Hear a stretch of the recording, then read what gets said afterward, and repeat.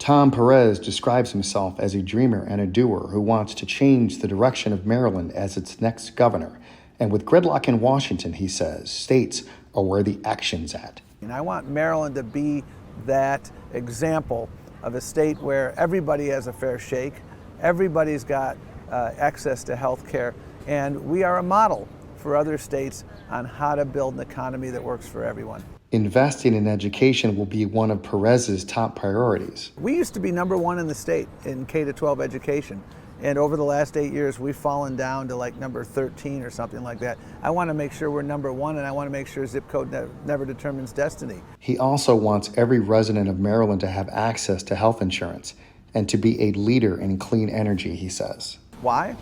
Because we learned from the pandemic, Leonard, that 25% of COVID deaths were a function of the fact that we still have 375,000 uninsured Marylanders. We can do this. The next governor needs to be a leader on climate change. And there have been a number of reports showing that Maryland is no longer leading. But Perez, the former chair of the Democratic National Committee and former labor secretary for President Obama, among other key posts, has struggled with name ID in the crowded primary. Still, he thinks he will win over voters. This is a dead heat right now as we head into next Tuesday, and we've been surging, peaking at the right time. I coached my kids in basketball for 15 years, and I always taught them, you've got to have gas in the tank in the fourth quarter so that you can sprint through the finish line. And that's exactly where we're at. Perez says he doesn't see voter apathy. And the voters that I talk to right now are very, very excited about getting engaged. Giving voters options increases turnout. And I'm confident at the end of the day we're going to have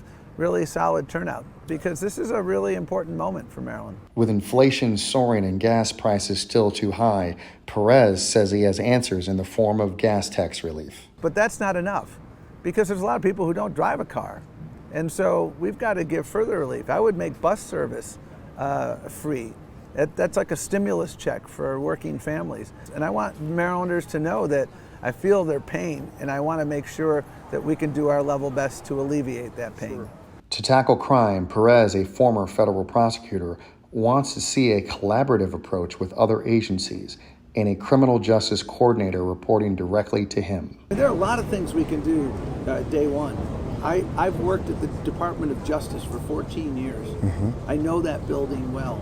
I want to form unprecedented partnerships with the department to address the gun violence epidemic. These crime spikes are not unique to Maryland, and it does start with partnership. And you know, Mayor Scott in Baltimore hasn't had a meaningful partner. And how will Perez win over skeptical Republicans who always accuse his party of being soft on crime? With facts. That's how I would do that. Larry Hogan is not helping Baltimore City out by bashing it. Having someone who's actually done it. I worked at the Justice Department for over a decade, and I know how to work with communities who have been experiencing crime spikes. And I'm happy to have that conversation with Republicans during the general election because they don't want to work in partnership.